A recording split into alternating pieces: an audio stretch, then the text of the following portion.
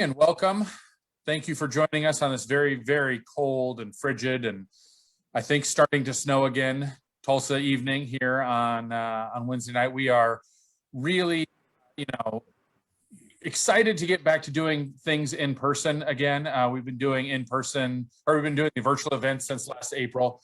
But on a night like tonight, it's a good reminder that the virtual events do sometimes kind of serve as a nice feature. We closed the store at 4 o'clock today, but that didn't change this event. We're still able to do that. And we have people joining us from all over the country tonight, which, is another one of the benefits of our virtual events. And so we're really excited. If this is your first time joining us for a Magic City Books event, thank you and welcome. We have a lot more scheduled for the spring and into the summer now. And so that schedule is constantly updated, and all of it can be found at magiccitybooks.com. We're also going to be posting links to purchase David's book, which just came out today. David has been gracious enough to come down. He's going to come down as soon as the snow clears here in Tulsa. He's going to come down and sign copies of the book. And so every book that's purchased tonight and the ones that were sold before tonight, David is going to sign those, and we're going to get those shipped out as soon as we can. And then if you have questions tonight for David, then we encourage you to use the Q&A function here within Zoom. That's the best way to be able to kind of process those questions. If you're on Facebook, just post it there in the comments, and we'll try and get those back over here to the Zoom event. We are really, really excited tonight, not only to be launching a really powerful memoir by a friend of Magic City Books, someone who we've been excited and waiting for this book to be coming out for a long time. David is a Tulsa and has been a customer, and so as soon as this book hit, early copies of this hit our mailbox, we were passing it around at the store and really excited about it. And David is joined tonight in conversation by our friend and the local filmmaker, Sterlin Harjo. And whether you know him from his films or from the 1491s as a founding member of that comedy troupe, Sterlin is a good friend of Magic City Books and someone that we're really excited to see the new things that he has coming as well. And so we were talking just a little bit beforehand about some of the work that he's doing on his new show, and more on that will be coming, I'm sure, in the future. Sterlin and David both have active social media feeds. Please follow them on social media and to learn more about kind of what's coming up next with both of them. For now, I am going to pass it over to Sterlin, and please a warm welcome on a cold night for David Tromblay and Sterlin Harjo. Gentlemen, have a good night. Thank you. Thank you. Thank you. David, how's it going? It's going good. How cold is it over there? Well, I'm like 2 miles from you, so I'm not sure, but probably the same. But my garage is pretty cold, though. It's like my back door is completely frosted over. I have like a mini split heater, but it doesn't work very well, so it's like it's pretty damn cold.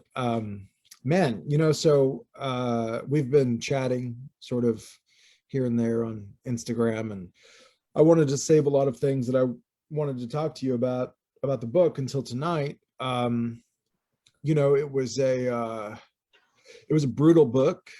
Thank you. Yeah, brutal in a good way, beat me up. And it was one of these things that I would have to put down and then come back to it. But like, what was really interesting is this like second person voice that you write in, that like, it almost like, it was like a trance, it was like really interesting that you chose that, because it kind of made the brutality of like, or just made the stuff that's hard to swallow, like, it definitely put you in the author's shoes, and it also like was repetitive in a way that kind of like felt meditative and almost put me in a trance the whole time. And I would kind of dive back into the book, and it would sort of wash over me and like kept coming to me, and like it wasn't like the easy, it wasn't the it's not a walk in the park of a book. I mean, it's very honest, but I really enjoyed it, and I really admire how honest you were in the book and how honest you are in the book. And really, it's, as much as it is a memoir, it's also kind of a meditation on your father as well. So yeah, I mean, like, kind of take me through the beginnings of this book. I know you've written other things. I don't know. I purposely haven't read a lot about the beginnings of this book and what made you choose to do it. So if we could just start there. Yeah, the book started actually in first person, and it just rambled with that I Yeah. was starting to think of Axl Rose. So I wanted to do something else, but as I started doing research, I found out why second person is so passe almost. And I dug into some really cool things where I found it can't be used in the court of law. You can't ask a, can you hear me okay? Yeah, no, I was just gonna say, like, what do you, like, explain that a little bit, like the research that you did on it being When I passe. researched it when I was at It's not IAIA, used a lot, right? yeah. Yeah. So it's used for hypnosis, which is probably why it feels like a hypnotic book and it's entrancing. But it's also just so powerful because it's not even allowed to be used in the court of law, where you can't, a lawyer or a counselor cannot ask a juror to step in somebody else's shoes, because that's just, that breaks that intimacy barrier between Yeah. reader and writer, or storyteller and audience. Or So juror. I started off with that, and then under the great guidance of Stephen Graham Jones, he taught me all about second person over the 2 years I was there. How was that process? I mean, obviously Stephen Graham Jones is another great author. What was that process like working with him? Was it through IAI? It was through IAI, yeah, my second semester and my last semester. So once we solidified what we were going to do, we went ahead and we worked a lot. But I didn't work anywhere near as hard as he did. I think he wrote 3 books during our 4 months together, something along those lines, or he finished up one and he tweeted about another one being finished. Yeah. So no, but we would do 5,000 word chunks, throw them back and forth, and then he would go over his notes diligently on, not Zoom, but I think it was Vivo where we did it. Yeah. Yeah. So it was pretty intense, even though it was a low residency program where we were only there for 10 days and then we had to meet once a month online. It was still intensive. It was a mentorship. It was really cool, because when I was first introduced to his work and as an undergraduate, I got super drawn to him. I read his stuff. I found one of his second person books, which is also through Dzank, which is called Not for Nothing, which is amazing whodunit. Also, it's just entrancing. It's the same effect, and I'm hoping that enough of his time with me rubbed off and I pulled it off. I've been told so far that it's not annoying. No, I mean, honestly, like when I sort of first started reading it, you know, because I've seen it successfully done recently in short stories, right? Like I've seen it more done in short stories. And that's because it's, you know, it's given to you in a small dose. And so when I first started reading it, I was like, is he going to stick with this? Is it gonna get, like, am I going to be over it by chapter 4? You know, like how is this going to go? But like I said, it was almost like lulling me into a place where I could let all of this stuff that was your life kind of come in to me, but also like, and like also feel it. Like, I mean, I could feel it, like, you know, even though my life wasn't similar, I could still identify with it in my life and kind of point to struggles that you were talking about and relate to them in my life. And it had this hypnotic effect. I mean, you know, like, I'm Muskogee Creek in Seminole, and our ceremonial songs are stomp dance songs, and there's a hypnotic effect to those songs. There's a repetitiveness to those songs. And I love, and there's something that like, there was something similar in reading this that I just felt like I was, I mean, sacred's a word that I don't want people to take in a wrong way, but it's like someone opening their life and opening up their pain and struggle and putting it on the page, and like also talking about it in a way that makes it very digestible for an audience. And I feel like there's something sort of ceremonial, something sort of like I said before, trance, like there's a trance to it that like lulls you into not acceptance, because that's a weird word, but like it lulls you into the space where you're able to kind of move through your stories, because that's what it is. It's like, it feels very stream of conscious as well. Like we're sort of moving in and out of different stories, and you don't necessarily pander to the audience. Like you just sort of, you're sort of asking the audience to just go with you, and go for it and accept everything that's coming at you. So to put someone in a sort of trance state is actually, a meditative state is actually the right way to do that, I feel like, with what you're coming at. Because you talk about your father, your grandmother, you talk about military service. I mean, but there's also like in some of the darker periods, there's also light, like Bub is his name, Bub, and like there's these like small lights that kind of like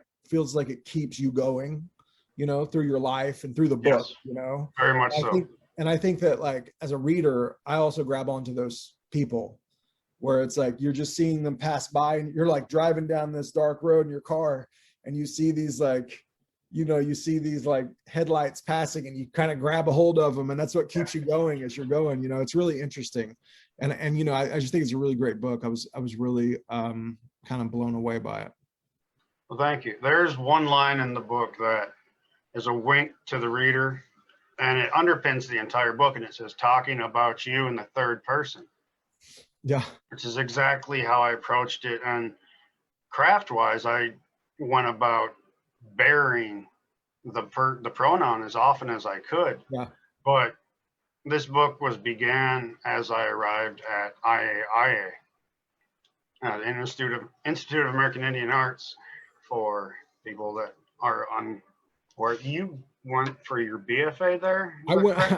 I've had like I've like went there to speak and stuff, but then at one point I got asked to teach in the MFA program, and I said, I'll do it if I can also get my MFA, because I didn't have anything. And I was kind of like in a period where I was like, I don't know if this is going to work out, film. I might need to do something else, So, so I ended up taking classes there, and it was like a great screenwriting class, but I didn't continue. But it was, like, obviously I have a lot of respect for that school.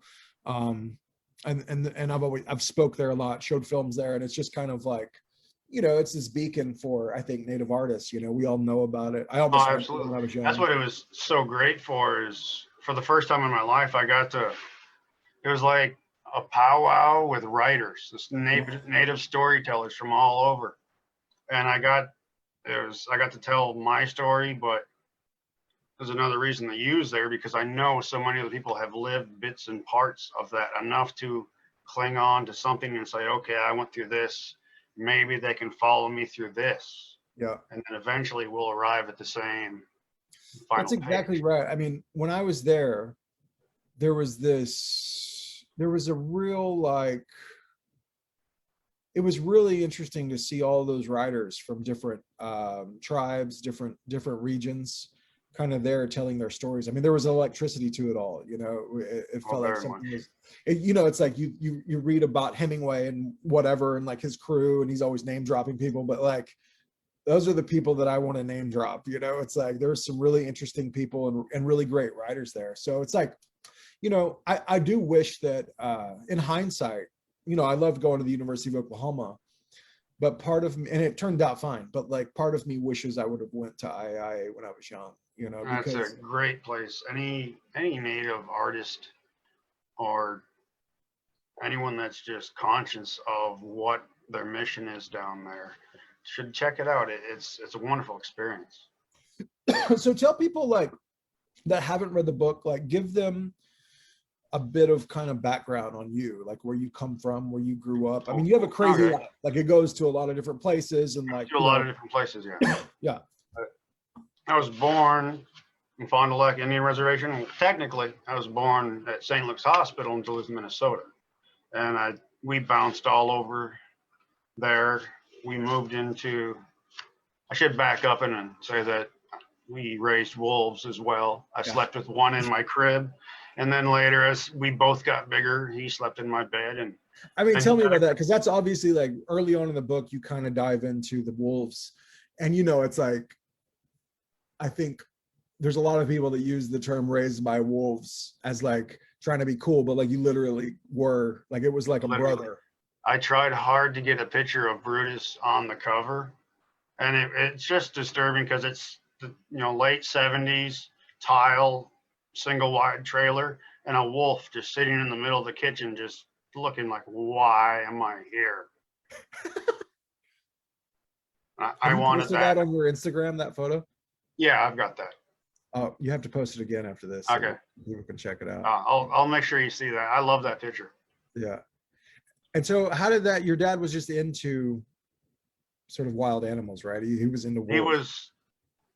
He was a caricature of himself. He wasn't, you know, his mom went to boarding school, and if you said anything about Indian this or Indian that, you'd go off. I mean, even when the news said anything about what happened on the reservation, she'd just start muttering under her breath about this and that. Yeah. So my had this identity crisis essentially growing up. Because his father didn't talk to him either, and his father is what we call Findian, which is Ojibwe and Findian, or Native American, Ojibwe. I mean, it's really cool that the two tribes kind of meshed. The Sami tribe from Finland. Oh yeah. Where it came from. And it's really cool. There's a whole library of information on that melding of peoples. Yeah. And that's where I came from. Yeah. Indians. But as we're going through, my father with his identity crisis, he's talking about being a Fagawi Indian, which was like, I guess it was like a CB group. Yeah.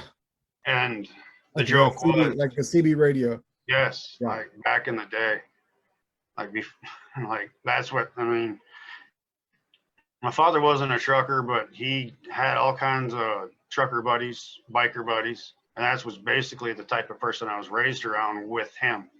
Yeah. When I wasn't with my grandma, I was with my grandma from the age of 3 until the age of 12.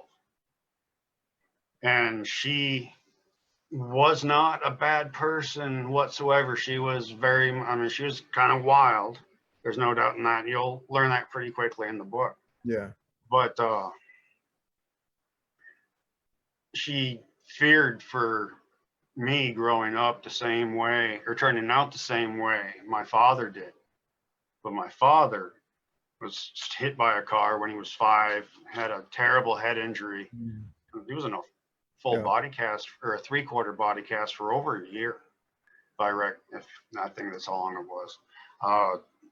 After that, he was basically the bubble boy, and that did not do well for him. Yeah. Once he was able to drink, then his father decided to come into the picture. That was one of his things he always told me over and over again, is I never spoke to my father until I was old enough to drink. So when you set that child up with alcohol and being told his whole life that he shouldn't be upset, or the people around him should not upset him, he's a ticking time bomb. He got away with so much because nobody wanted to question him. And as I was going to IA in 2016, fake news was the big thing. And as every person who struggles with alcoholism, they have their alternative facts. And I wanted to set the story straight. I was tired of being, as I was raised, seen and not heard. And I couldn't go to the doctor until I could recite my grandma's version of how I got hurt. So this book was me taking up my own voice, but sharing in that story, and kind of eliminating the how inside the book of how did this happen by doing my very best to put you in the mindset of the people that enabled the people that abused me. Yeah. Man, it's really interesting because you're really successful at that.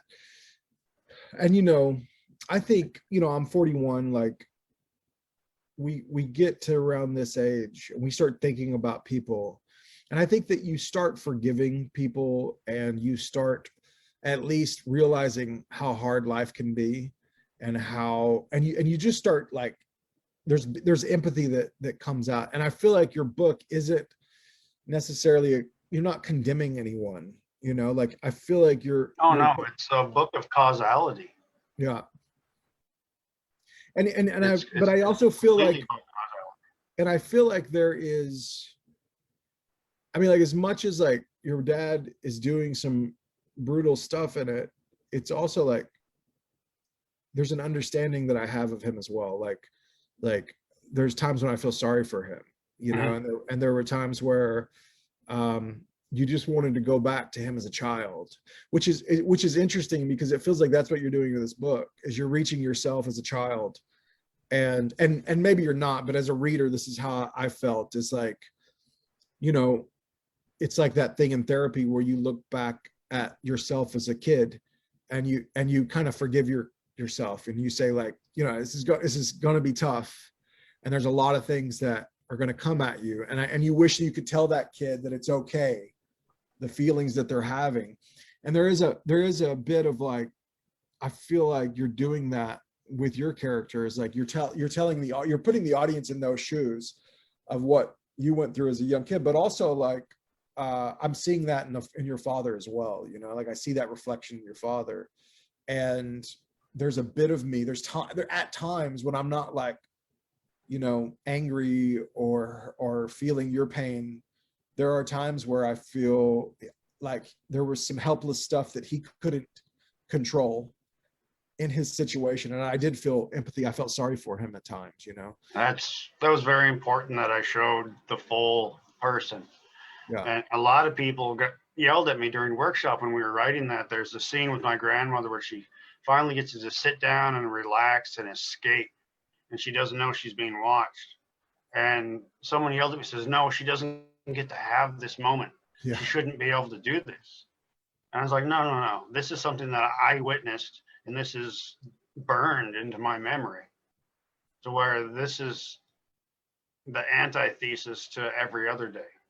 yeah. And I wanted to show that to the readers, and I also wanted to let people know,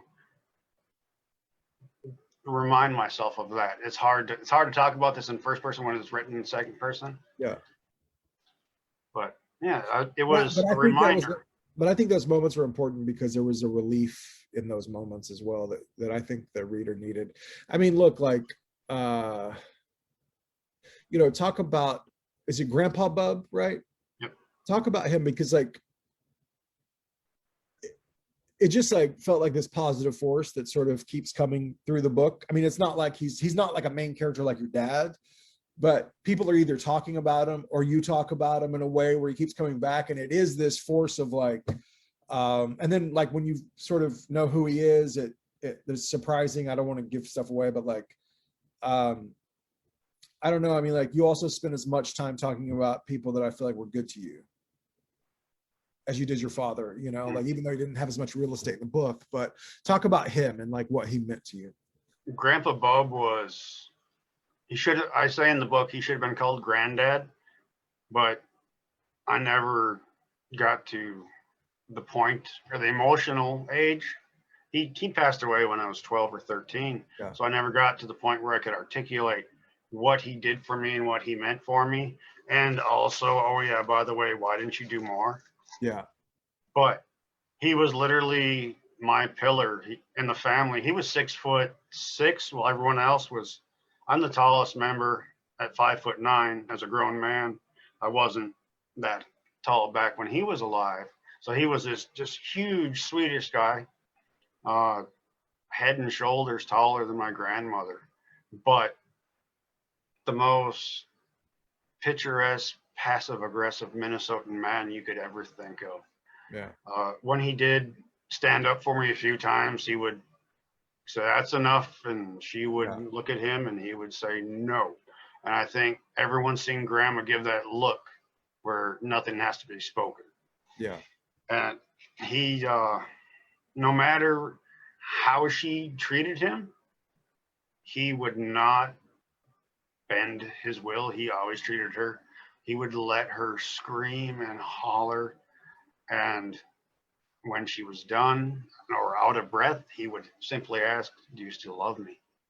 And she would say yes and get completely deflated. Mhm. And I watched the things he did like that and saw that there's way better ways of dealing with people than what my father was doing. Which I feel like you kind of show in the military.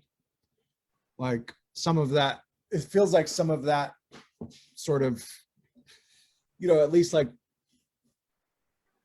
you're dealing with things in the military that you have to put in perspective. You're in this place that you didn't necessarily, I mean, you did sign up for, but like you kind of didn't sign up for and didn't know it was coming, and it's I think it's that was a sort of fascinating part. I mean, like talking about your father, I mean, like going back to that, like what was the process of like, what do you include, like what was the process of taking some, like as far as writing a memoir, like were you just focused on the things that you can remember? Was there any discovery? Was there things, journals? Were you like how did you kind of bring the stories forward? Was it just stuff that was on your mind? Like how did you assemble everything? I have this curse of a gift of memory. Yeah. There's things that I remember, like scary stories, campfire stories my cousins used to tell me that I would ask them about. Yeah. And they would just say, "I hadn't thought about that in 40 years. I'm the same way. Yeah. And I'll just pick up things. I think because I was always the kid in the corner and the adults were doing their thing, I learned how to observe. Exactly. And it was a memory game. And I also like to say that I like to write stories that shouldn't be forgotten. Yeah. Hopefully I'm not beating a dead horse, but that's what I want to do when I'm telling my stories, even because there's so much. This isn't a tell-all book at all. This is just the story of what happened after what happened to my grandma and my father. And then we're going back and we're looking at it. And I had fun with that in some places where I could get into that headspace of that kid at that age. A lot of music I listened to there's a soundtrack, songs to conjure my father essentially and my grandmother. So there's a lot of playing around with that. Yeah. I don't know. It's interesting. I consider myself a writer now. It took me a while to do that, but I'm the same way. I mean, like I was the person in the corner kind of listening to the adults talk, absorbing it. They might not even know that I was absorbing it. They do now, but like back then they did not know I was. And, I would ask them to repeat stories. I would talk to people. I would ask people to repeat stories.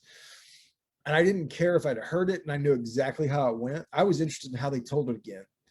And sometimes the passion in which they told it. And I would absorb that, and like, it's interesting to read your book. I never, ever thought of writing a memoir ever. Like I just always, like I do film and I thought I wanted to write short stories. But like after reading your book, I was like, just kind of like thinking over sections of my life. And I was like, like, cause I am one of the people in my family that has held on to these stories and I retell them. I just repackage them in films and TV. But after reading your book, I was like, man, I could do that. Like, I think I could write an interesting memoir. Absolutely. Like I'd love to do that. I taught a class at OSU here in town last fall for introduction to memoir, and I told all of my students that as long as you can pay attention, you can tell a good story. Yeah. You have writers out there like May Sarton, who has been making a living for I don't know how long off of her journals. Yeah. And her description of drinking her coffee, on the front porch while the storm is rolling in is the most captivating thing I've ever seen.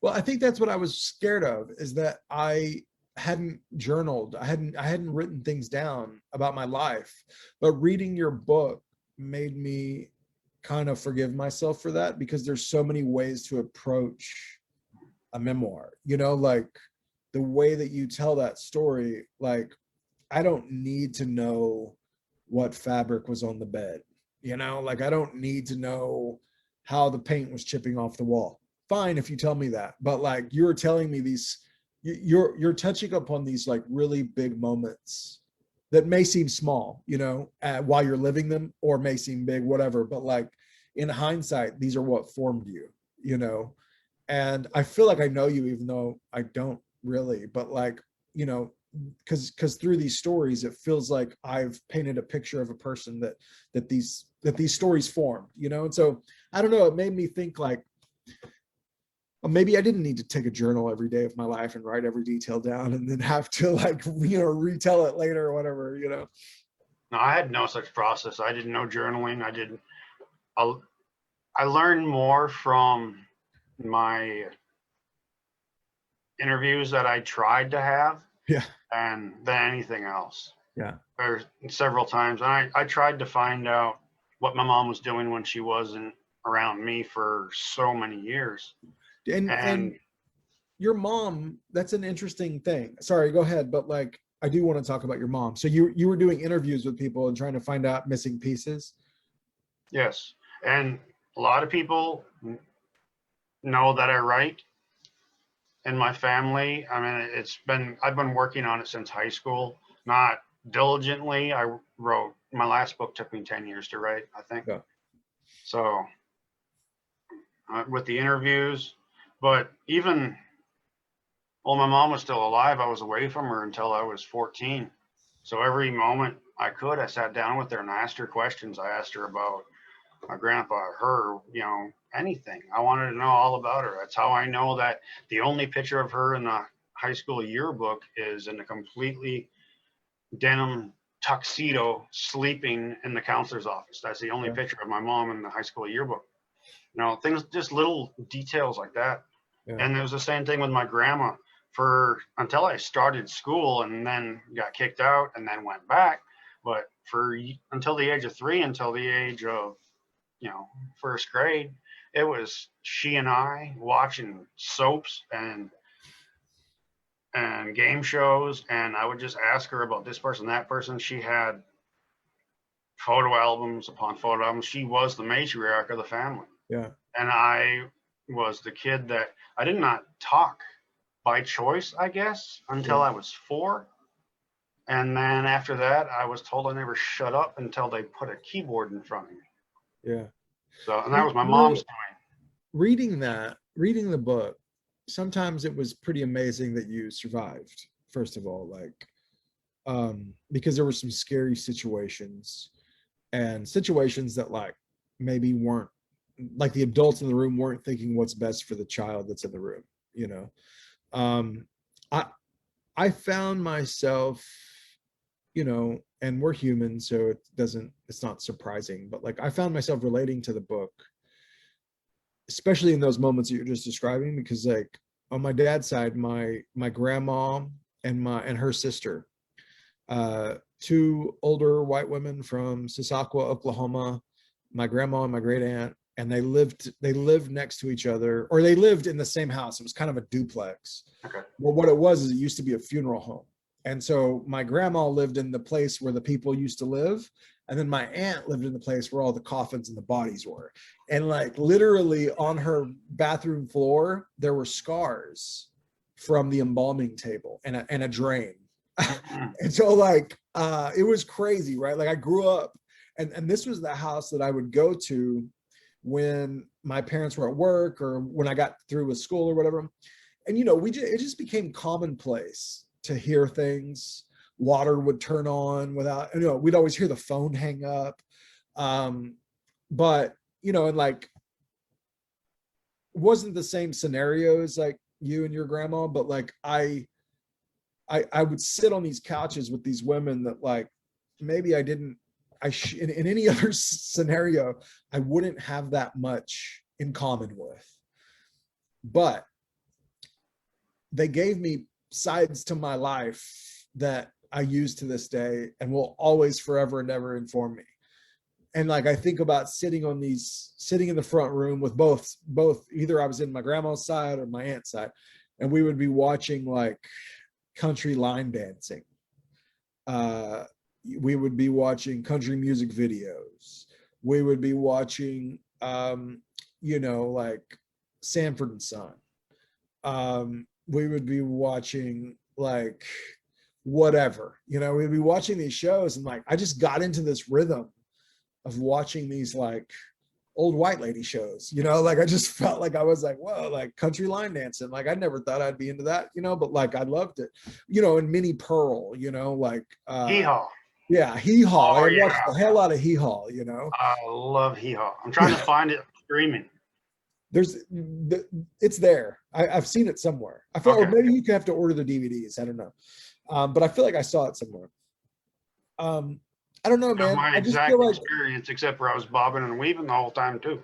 exactly what I'm saying is like, I could recognize my upbringing, and but there was a bit of fragility, or there was a bit of like not knowing how thin the ice was underneath your feet as you're going through this story. And like the whole time I'm reading this story, I'm like waiting on something really bad. And then sometimes bad things happen, like sometimes your dad would put his hands on you in a way that like, could have killed someone, and it's really surprising, because like I feel like I would get into this sort of mode of like wanting, I was pulling for him the whole time.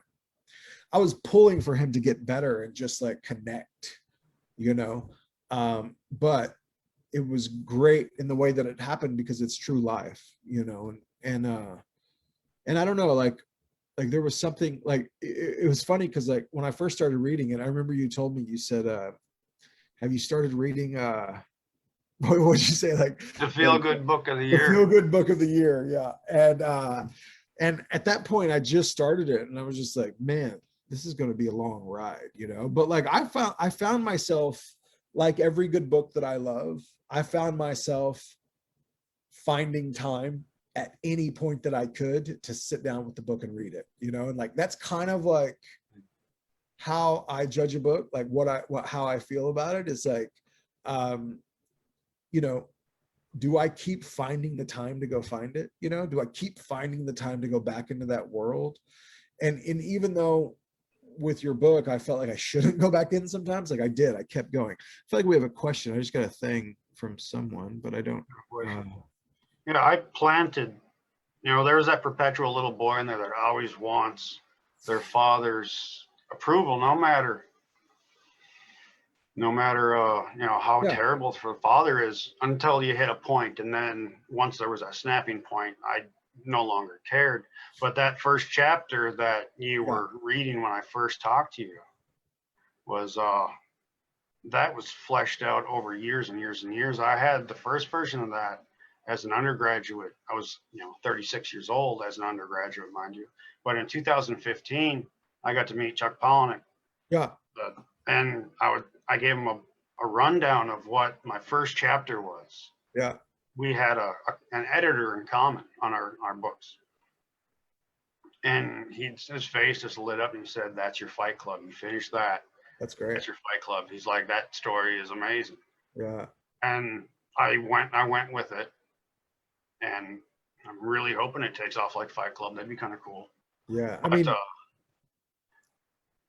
I tried to put it out to the world as fiction at first off, because I thought there's no way anybody would care.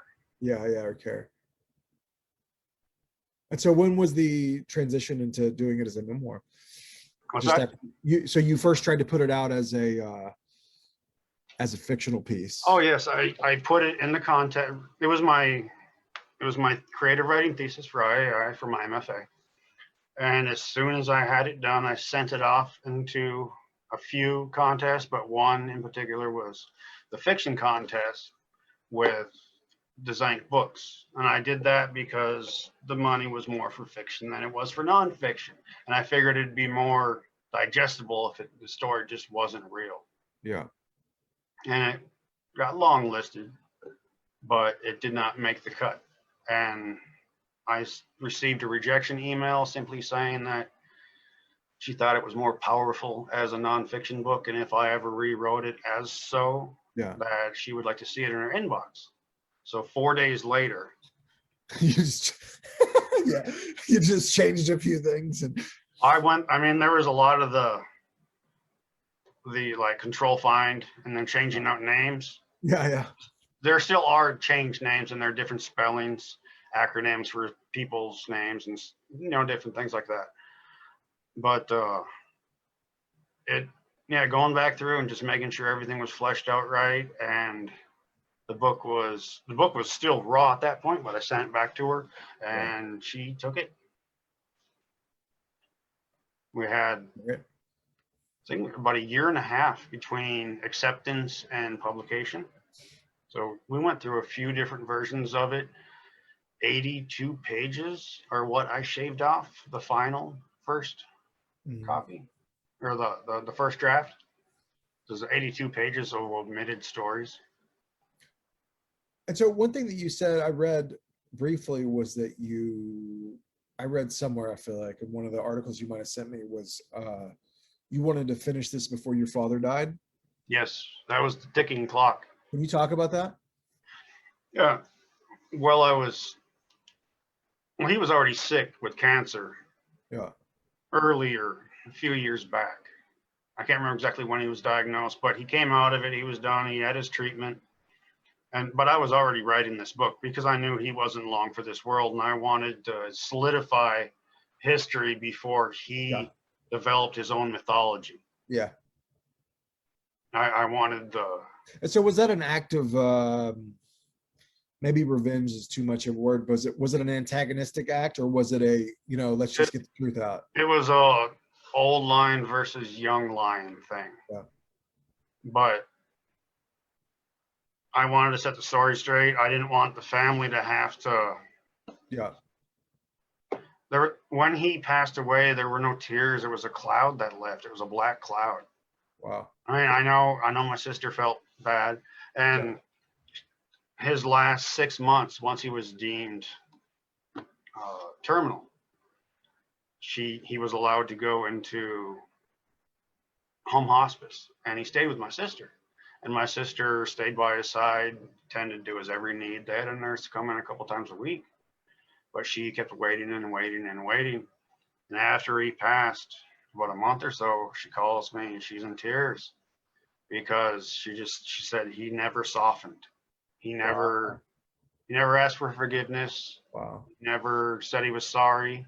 He never said anything along those lines. He was badgering, and he was self-centered and sociopathic until his dying breath.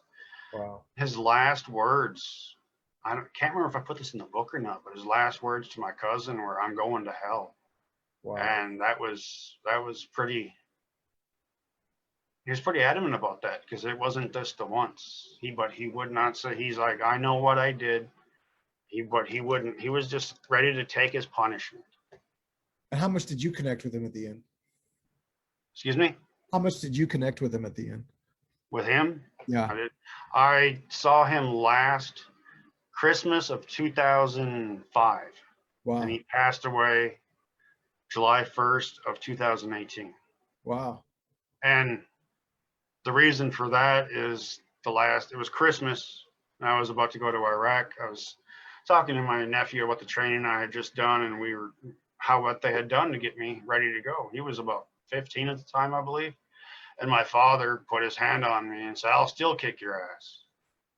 And I grabbed his wrist to put him in a wrist lock. I threw him on the ground. And I put him in as much pain as I could and made him cry. Yeah. Until everyone in the family came to see what was going on. And I was like, "Don't ever touch me again." Yeah.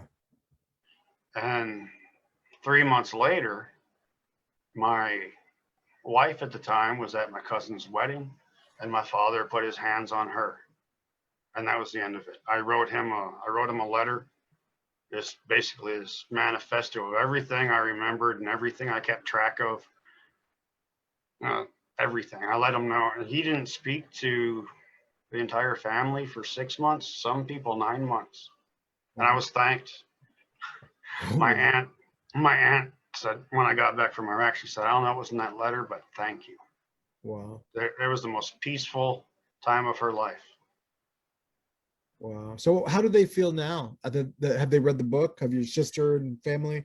My sister helped me proofread the book and kind of fact check the book, as she was 9 years older than me. So she remembers some things, but she did a lot more active forgetting than I did. Yeah. So the book was kind of jarring for her. But the other family members I've talked to have said that they're all going to buy it, but they're not going to read it. Yeah. Yeah. Well, that's good. I mean, at least they're buying it. I mean, what do you think? Like, did you learn anything about yourself as a young person? Like, kind of reliving all of this stuff. Like, did it give you a different view of yourself? I did, and I saw how I was more and more my father's son than I like to admit, and I hate to admit it whatsoever. Yeah. But and there were pieces in there that reflected when I was in my full bastard self. Yeah. And, in his full glory. And at one of the chapters that we wrote, we omitted, and I have since boiled down severely and made more palatable and sent it off as a piece of autofiction. Wow. But just trying to find that balance and show myself and be like, I was a little shit sometimes. Yeah. But not at home. Yeah. Like my grandma taught me to question everything except for her. Yeah. And I still do that. But that goes so far. But I mean, how are you? Like after reading something like that, it's like, obviously, like writing a memoir about those moments, there's a bit of self-help in that. Not that it's a self-help book, but I mean, like, you are helping yourself and others, obviously. But like, and you talk about like medications and things, and actively getting help in the book. How are you now? Like, how are you now? And how did you end up and how'd you end up told? I don't know that story either. I moved to Oklahoma to work on my PhD, and then COVID. So I moved to Tulsa because this is where I always came for entertainment. Yeah. So this is where I'm going to stay for a while. Cool. Welcome. Well, now I haven't even gone outside for last. Yeah. I'm not answering. How am I now? Yeah. After I finished the book, it felt good because I got to illustrate how to exercise your demons versus exorcise your demons. Yeah. That was kind of what I was hoping for in my self-help of the book. But then it just kind of became a collection of stories. It became a thing. It went out into the world, and that's where it's at now. And I'm hoping people will connect with it and reach out to me if need be. My website is there. My email is open. But I battled with pills, and pills did a lot of adverse things to me for a long time, including, breaking down the liver a little bit, because I was on 11 pills a day. Yeah. And since I moved to Oklahoma, I'm now on herbal medicine, of which I cultivate my own. Yeah. Which is why there's a bright shining light off to this side. It's the weed state, man. We're doing it right here. But I also have this last spring, I lost my daughter to suicide. I knew that. I didn't want to bring it up, but yeah. That crippled me. I'm so sorry, man, because I'd heard that and I'd went down this rabbit hole, and she's about my daughter's age. And I feel for you in a way that I know only a father can feel for someone who has a daughter, and both of us have these beautiful daughters that are about the same age. And I just I don't know what to say other than, like, I read your book. I feel like I know you. I feel like we're friends, even though we don't even know each other. and also reading about your daughter, you know, it's heartbreaking, and you know, I'm sorry that happened. Yeah, it's, you know, it took the wind out of me. It just kind of made me pull into myself, because I had been in the military the first 12 years of her life, and we had just started to establish our relationship, and we Yeah. were more buddies than anything else. She has a dad. Yeah. I fathered her. It did not work out between her mother and I, Yeah. but she was lucky enough to have a stepfather who was a dad and not just a stepdad. Yeah. So I'm thankful for that. But we were seeing each other in the summers, and we would video chat, whatnot, you know, as much as we could. We were texting each other back and forth in one of her classes. I even learned that one of her English teachers in Omaha was a guy I served with. Huh. So I started talking to him too. Yeah. But it's kind of weird. Like I said, I had the grow lights, but my daughter picked out cactus. That was her plant in her room when she stayed with me. And Yeah. I've kept it alive now for a year and a half, and it looks like this weird xenomorph pod, and it's growing, and it doesn't look healthy, but I'm going to keep it living, and it's got all these little babies. So I've got my grandbaby cactuses on there now. That's So great. that's kind of how I'm dealing with that. And I've got other little, you know, memorials singing, but Yeah. I'm trying to do my very best. I'm not speaking to her in the past tense. Yeah. Just kind of trying to deal with that. And that was it's almost, you know, and her and my mother both almost, if I'm going to put it into a story, if I'm going to talk about it, they both, even when they're alive, it was a ghost-like presence. Yeah. Because there was always something else. Like the Yeah. military takes your full undivided attention. Yeah. And that makes you estranged children and your loved ones sometimes, which really sucks. So No, I mean, I understand that. It's like there are people in your life that feel that way, you know what I mean? And I think that ghosts are alive, and you know, they're also gone, you know, and it's all about trying to connect or reconnect, but like, you know, there's no better way than just not like remembering someone, but keeping them in the present tense, I think, you know. The second to last summer she spent with me, I remember she was halfway through. She's like, you know, every day when I'm at home, my mom yells at me. She says, "You're just like your father." And I don't think that's a bad thing anymore. Wow. And That's great. that got me so good. That's a good one. So we had our time. Yeah. Well, that's good. And I think we had But our now I time. I can think be a we're really done. We have cool 1 rich minute. uncle. What was that? If everyone buys my books, I can be a really cool rich uncle for my nieces. Yeah, exactly. You have your uncle shirt, yeah? Uncle vibe shirt? No, not yet. Oh, okay. I have my unreliable narrator shirt on. Oh, there you go. That was going to be the epigram. Trevino brings plenty. He's in the book. Yeah. I don't know if you picked up on it. Hello, Trevino. I didn't, but hello. He was texting Oh, yeah, me he's the in other the night. book. But I was originally going to use a tweet of his for an epigram, and it was, when I see memoir, I think unreliable narrator. Yeah, exactly. Exactly. He and I were texting about Bollywood the other night. So, Oh, yeah. all right, man. I think this is our time, but it's All good right. talking to you. And when the world Do you have any opens up- questions? Nope, there were no questions. They were captivated. No question. So, yeah, Read the book, and you'll Buy the get book. all the answers. that's right. And when this is open, we'll grab a coffee or something a little Yes. harder that you grow in Oklahoma. I'm right over by She Brews. Oh yeah. Oh, cool. Back in I'm my right old, there. I filmed the whole movie there, man. Yep. And I used to have an office there. But anyway, peace. Take care. Thank you.